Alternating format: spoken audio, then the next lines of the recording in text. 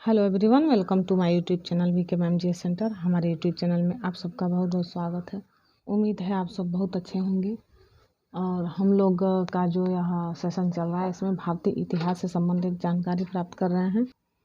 इस सेशन के अगले पड़ाव में हम लोग जानेंगे भारत में जो विदेशी व्यापारिक कंपनियां थी उनका आगमन धीरे धीरे होने लगा और ये एक एक करके भारत आने लगे और भारत में व्यापार करते हुए अपने पैर को भारत में जमाने लगे और इस तरह से भारत को बहुत ज़्यादा विदेशियों ने लूटा। तो सर्वप्रथम जो भारत आने वाले जो विदेशी थे वो पुर्तगाली थे और इसमें हम लोग देखेंगे कि जो समुद्री मार्ग था, पहले तो हवाई मार्ग था नहीं और रेल की सुविधाएं भी नहीं थी। तो इसलिए जो विदेशी व्यापार होता था वह समुद्री मार्ग से होके जाता था और विदेशी जो भी थे वह अपना व्यापार समुद्री मार्ग से ही भारत या अन्य देशों में व्यापार को स्थापित करते थे। तो हम लोग इससे संबंधित जो परीक्षाओं में पूछे जाने वाले प्रश्न हैं उन प्रश्नों को जानेंगे, जो मेन प्रश्न हैं। तो हम लोग देखते हैं कि इसकी जो मेन टॉपिक है उसके बारे में हम लोग जानेंगे। तो वीडियो को बड़ा ना करते हुए हम लोग देखते हैं कि जो वास्को डी गामा था यह भारत में आया हुआ था सर्वप्रथम और यह भारत के पश्चिमी तट पर स्थित जो बंदरगाह है कालीकट, यहाँ पर वह 17 मई 1498 ईस्वी को पहुंचा था। और जो भारत यूरोप के बीच जो नए समुद्री मार्ग की खोज करने का श्रेय वास्को डी गामा को जाता है। और इस यात्रा में वास्को डी गामा को गुजराती पथ प्रदर्शक जो था अब्दुल मनीद ने सहयोग किया था। 1505 ईस्वी में फ्रांसिस्को द अल्मेडा ने भारत में प्रथम पुर्तगाली वायसराय के रूप में यह बन के आया था। 1509 ईस्वी में अल्फांसो द अल्बुकर्क नाम का जो था यह भारत में पुर्तगालियों का वायसराय बन के आया था। इसने 1510 ईस्वी में बीजापुर के यूसुफ आदिल शाह से गोवा को जीता था। पुर्तगालियों ने जो अपनी व्यापारिक कोठी बनाई वह कहाँ पे बनाई, तो उसको कोचीन में बनाई थी। सन थोमे क्या थी, तो यह दक्षिण पूर्वी तट पर पुर्तगालियों की यह एकमात्र बस्ती थी जिसका नाम था सन थोमे। पुर्तगालियों के बाद भारत में डच लोग आए। पहला डच यात्री जो था कार्नेलियन हाउटमैन था, यह पहला डच यात्री था। सर्वप्रथम पुर्तगाली आए, उसके बाद डच आए और इनमें कार्नेलियन हाउटमैन का नाम आता है, जो 1596 ईस्वी में भारत के पूर्व में सुमात्रा पहुंचा हुआ था। डचों ने भारत में अपनी प्रथम व्यापारिक कोठी जो फैक्ट्री हुआ करता था, उस समय की फैक्ट्री को कोठी बोला जाता था। इस कोठी को 1606 ईस्वी में मसूलीपट्टम में स्थापित किया था। डचों की दूसरी व्यापारिक कोठी जो थी वह पुलिकट थी, जहाँ पर उन्होंने अपने उनके स्वर्ण सिक्के का नाम पैगोडा था, उसको ढाला और पुलिकट के ही समस्त गतिविधियों का केंद्र बना लिया। डचों ने भारत में प्रथम बार यानी पहली बार औद्योगिक वेतन भोगी रखे हुए थे। डचों का भारत में अंतिम रूप से पतन हुआ वह 1759 ईस्वी में अंग्रेजों के युद्ध से हुआ था। यानी डच जो थे वह अंग्रेजों से पराजित हुए थे युद्ध में और 1759 ईस्वी में उनका पतन हुआ था। 1759 में जो अंग्रेजों से और डचों से युद्ध हुआ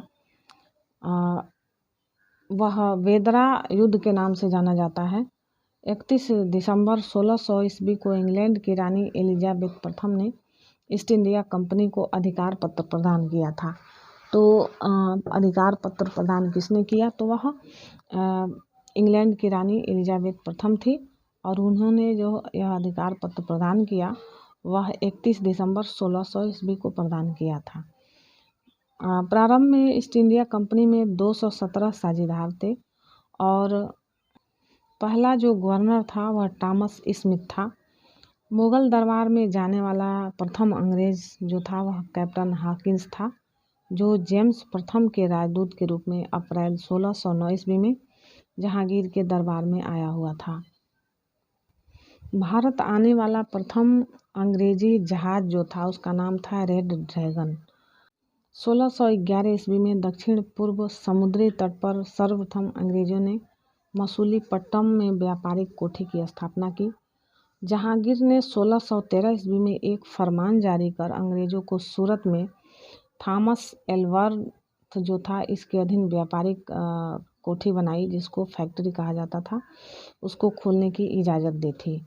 पूर्वी तट पर अंग्रेजों ने अपना प्रथम व्यापारिक कोठी मसूलीपट्टनम में 1611 में खोला, जबकि पश्चिम तट पर सूरत में 1613 ईस्वी में व्यापारिक कोठी स्थापित की।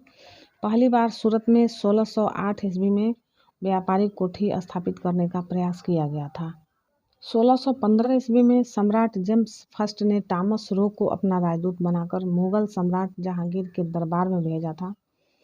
वह फरवरी 1619 ईस्वी तक भारत में रहा था। यानी जो टॉमस रो था वह 1615 ईस्वी में जहांगीर के दरबार में आया था, और यह टॉमस रो का दरबार में आने का जो समय था 1615 था। इसको सम्राट जेम्स फर्स्ट ने भेजा था। यह सम्राट जेम्स फर्स्ट का राजदूत था, और यह 1615 से लेकर 1619 तक भारत में रहा। उसने जहांगीर एवं खुर्रम, जो खुर्रम था उसका शाहजहां भी नाम था, इसने अंग्रेज़ों के लिए कुछ व्यापारिक छूट प्रदान करने में सफल हुआ था। 1632 ईस्वी में गोलकुंडा के सुल्तान ने अंग्रेज़ों को एक सुनहला फरमान दिया, जिसके अनुसार अंग्रेज जो थे सुल्तान को 500 पैगोडा वार्षिक कर देकर गोलकुंडा राज्य के बंदरगाह पर स्वतंत्रता पूर्वक व्यापार कर सकते थे।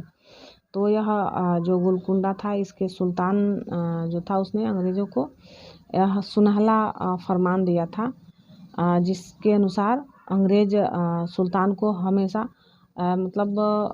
सुल्तान को 500 पैगोडा वार्षिक दिया करता था, और यह गोलकुंडा राज्य था इसके बंदरगाह पर उसने स्वतंत्रता पूर्वक व्यापार करना शुरू कर दिया।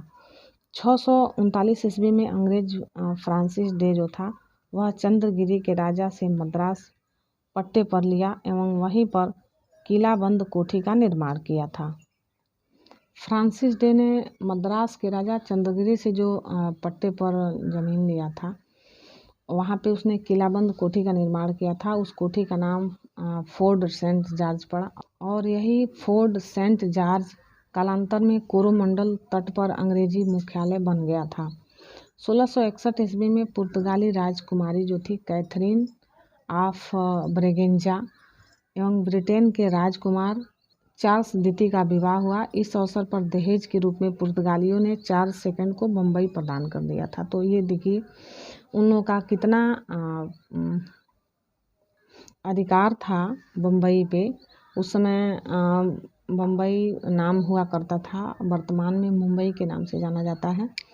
तो उसने क्या किया था कि जो ब्रिटेन का राजकुमार था चार्ल्स द्वितीय, उसने पुर्तगाली राजकुमारी कैथरीन ऑफ ब्रेगेंजा से शादी की थी, और उस शादी में दहेज के रूप में उन्होंने भारत की भूमि को दिया था, मुंबई को दहेज के रूप में दिया था। तो इस तरह से हम लोग देख सकते हैं कि इन लोगों ने कितनी मजबूती के साथ भारत पर अपना प्रभाव फैलाना शुरू किया था और प्रभावित हुए थे भारत पे, और अपना प्रभाव को कितने समय तक इन लोगों ने बरकरार रखा था।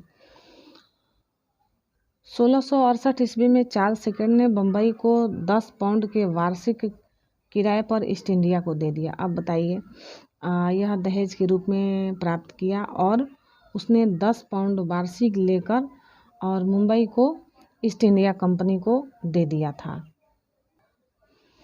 1687 ईस्वी में अंग्रेजों ने पश्चिमी तट पर मुख्यालय सूरत से हटाकर बम्बई को बनाया था, क्योंकि उन्हें यह जो बम्बई था उस समय दहेज के रूप में मिला हुआ था। तो उन लोगों ने अपना इस पे बहुत ज़्यादा फोकस किया, और जो राजधानी थी अंग्रेज़ों की उसको सूरत से हटाकर बम्बई को राजधानी बना दिया। और कब बनाया? 1687 ईस्वी में। गेराल्ड ऑन्गियर जो थे उसने क्या किया था कि 1669 ईस्वी से लेकर 1677 ईस्वी में सूरत का प्रेसिडेंट एवं बम्बई का गवर्नर जो था गेराल्ड ऑन्गियर, इसने बम्बई शहर की स्थापना की थी। यह बम्बई शहर की स्थापना उसने 1669 से लेकर 1677 ईस्वी के बीच में। बंगाल के शासक शाह शुजा ने सर्वप्रथम 1651 ईस्वी में अंग्रेजों को व्यापारिक छूट की अनुमति दी। इस अनुमति को निशान कहते हैं, यानी कि जो शाह शुजा ने अंग्रेजों को व्यापारिक छूट की अनुमति दी थी, वह भी कहाँ पे, बंगाल में। इस अनुमति को निशान कहते थे। 1698 ईस्वी में ईस्ट इंडिया कंपनी की 3 गांव जो था वह कौन था? वह गांव था सूतातूनी, कालीकट एवं गोविंदपुर। इसकी जमींदारी 1200 रुपये भुगतान कर प्राप्त की और यहाँ पर फोर्ट विलियम का निर्माण किया। आयर फोर्ट विलियम के प्रथम प्रेसिडेंट हुए। कालांतर में यही कलकत्ता यानी कोलकाता नगर कहलाया, जिसकी नींव जॉर्ज चारनॉक ने रखी। यह जो चार्ल्स आयर था, यह फोर्ट विलियम का प्रथम प्रेसिडेंट था और बाद में जाके फोर्ट विलियम का नाम कलकत्ता यानी कि कोलकाता नगर कहलाया था। भारत में जो फ्रांसीसियों की प्रथम कोठी थी, फ्रैंको कैरो के द्वारा सूरत में स्थापित की गई थी। 1668 ईस्वी में इसकी स्थापना हुई थी। फ्रैंक कैरो के द्वारा सूरत में प्रथम कोठी की स्थापना की गई थी। 1674 ईस्वी में फ्रांसीसी कंपनी के निदेशक फ्रैंक्विस मार्टिन ने बालिकोंडापुर के सूबेदार शेर खां लोदी से पुदुचेरी नामक एक गांव प्राप्त किया, जो कालांतर में पांडिचेरी के नाम से जाना जाता है। प्रथम कर्नाटक युद्ध ऑस्ट्रिया के उत्तराधिकार युद्ध से प्रभावित था। 1748 ईस्वी में हुई यह एला सापल की संधि के द्वारा ऑस्ट्रिया का उत्तराधिकार युद्ध समाप्त हो गया और इसी संधि के तहत प्रथम कर्नाटक युद्ध समाप्त हुआ। और यह कर्नाटक युद्ध जो था 1746 से लेकर 1748 तक चला था। और जो युद्ध समाप्त हुआ वह उसका समाप्ति की जो संधि थी उसका क्या नाम था? उसका नाम था एला सापल की संधि। दूसरा कर्नाटक युद्ध जो था 1749 से लेकर 1754 ईस्वी में हुआ। इस युद्ध में जो था फ्रांसीसी गवर्नर डुप्ले जो था उसकी हार हुई थी, उसे वापस बुला लिया गया और उसके जगह पर गोडेहू को भारत में अगला फ्रांसीसी गवर्नर बनाया गया। पांडिचेरी की संधि जनवरी 1755 ईस्वी में हुई थी और इसी के साथ युद्ध का विराम हुआ था। तो यहाँ पे 2 संधि हम लोग देखते हैं, पांडिचेरी की संधि और दूसरा कौन सी संधि थी? एला सापल की संधि। कर्नाटक का तीसरा युद्ध 1756 ईस्वी से लेकर 1763 ईस्वी के बीच हुआ, जो 1756 ईस्वी में शुरू हुआ। सप्तवर्षीय युद्ध का एक अंश था। पेरिस की संधि होने पर यह युद्ध जो था वह समाप्त हुआ था। 1760 ईस्वी में अंग्रेजी सेना ने सर आयरकूट यानी आयरकूट जो था यह अंग्रेजी सेना में था।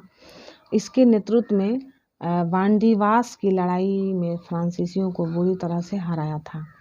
1761 ईस्वी में अंग्रेजों ने पांडिचेरी को फ्रांसीसियों से छीन लिया था।